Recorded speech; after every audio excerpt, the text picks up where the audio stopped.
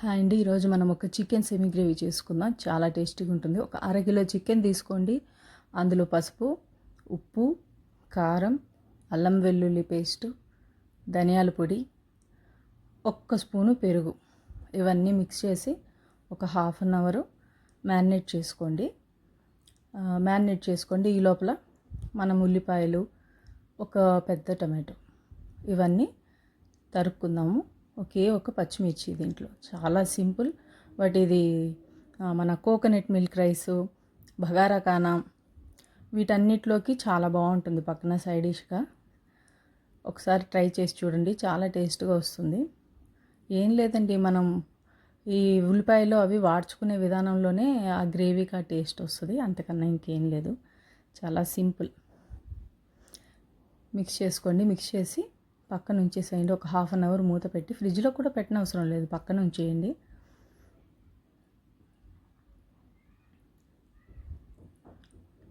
Actually ఈ chicken చేసిన రోజు నేను కొబ్బరిపాలు రైస్ చేశాను, దాని గురించే ఈ చికెన్ చేశాను. చాలా బాగుంటుందండి, టేస్టీగా. పెరుగు ఒక పెద్ద స్పూన్ వేసుకోండి. దీనికి పులుపుకి మనం టమాటో ఒకటి వేస్తాం కాబట్టి పెరుగు ఒక స్పూన్ వేసుకోండి. వేసుకుంటే చాలా బాగుంటుంది. మామూలు పెరిగేనండి, పెరుగు పుల్లటి పెరిగేం కాదు, మామూలుగానే. ఒక పెద్ద ఉల్లిపాయ తీసుకొని ఇలా నిలువుగా తరిగి పెట్టుకోండి.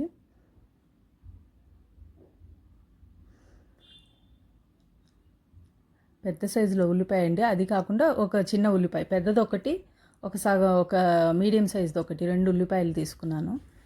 ఎక్కువ గ్రేవీ సెమీ గ్రేవీయే కాబట్టి ఎక్కువ ఉల్లిపాయలు ఏమీ అవసరం లేదు. ఒక పెద్దదొకటి చిన్నదొకటి సరిపోతుంది. ఒక్క పచ్చిమిర్చి అంతే. నూనె వేసుకోండి. బాండి పెట్టి నూనె వేసుకొని సోంపు, ఒక స్పూన్ సోంపు వేసుకోండి. చెక్క, లవంగాలు ఒక 2 లవంగాలు, యాలకులు ఒక 2, చెక్క కొంచెం అవి వేగిన తర్వాత కరివేపాకు కూడా వేగిన తర్వాత ఫస్ట్ పచ్చిమిర్చి వేసుకోండి. తర్వాత ఉల్లిపాయలు వేసి బాగా వేగనివ్వండి. మధ్యలో చూసుకుంటూ బాగా ఎర్రగా వేగిపోవాలి. ఎర్రగా వేగేంత వరకు వేగనివ్వండి. మూత పెట్టి మధ్యలో చూసుకుంటూ వేపుకోండి. కొంచెం ఉప్పు కూడా దాంట్లో వేసాం కాబట్టి ఇందులో ఉల్లిపాయలు వేగడానికి ఒక చిన్న స్పూన్ ఉప్పు వేసుకోండి, బాగుంటుంది. త్వరగా వేగిపోతాయి ఉల్లిపాయలు. చూసారు కదా, ఇలా బ్రౌన్ కలర్లో వచ్చిన తర్వాత మనం మ్యారినేట్ చేసి పెట్టుకున్న చికెన్ ఇందులో వేసేసి బాగా కలుపుకోవాలి. కొంచెం సేపు కలిపి మూత పెట్టుకున్నామంటే ఒక్క 3 మినిట్స్ ఉంటే కొంచెం ఈ ఉప్పు కారం లోపలికి దిగుతుంది. ప్లస్ చికెన్ కొద్దిగా వైట్గా అవుతుంది, వేగుతుంది. నూనెలో వేగితే టేస్ట్గా ఉంటుంది కాబట్టి నూనెలో వేపుకుందాం.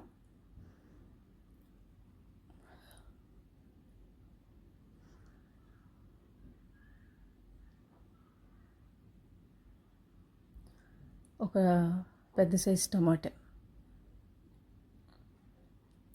వేసి బాగా కలిపి, అది కూడా కొద్దిగా మెత్తబడేంత వరకు మూత పెట్టి మళ్ళీ వేగించుకోండి. సిమ్లో పెట్టి వేపుకున్నామంటే మాడదండి, మాడకుండా నీరు వస్తుంది దాంట్లో, ఆవిరికి బాగా వేగుతుంది. టమాటాలు ఉల్లిపాయలు వేగుతాయి.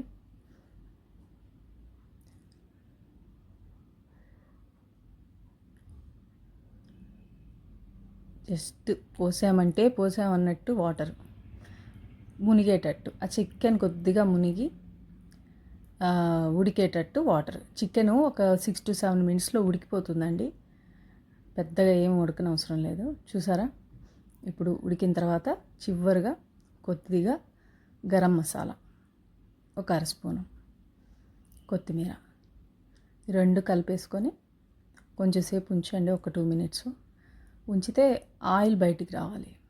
ఆయిల్ బయటకు వచ్చిందంటే ఈ గ్రేవీ అయిపోయినట్టేనండి.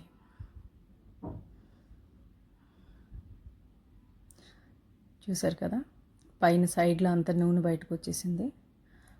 ఈ విధంగా వచ్చిందంటే ఇంకా ఆఫ్ చేసేయడమేనండి. స్టవ్ ఆఫ్ చేసి సర్వ్ చేసుకోవడమే. చాలా టేస్టీగా ఉంటుంది. చూడటానికి సింపుల్గా అనిపించినా చాలా టేస్టీగా ఉంటుంది. ఒక్కసారి ట్రై చేసి చూడండి. ఎలా వచ్చిందో నాకు కమెంట్స్లో పెట్టండి. Thank you so much.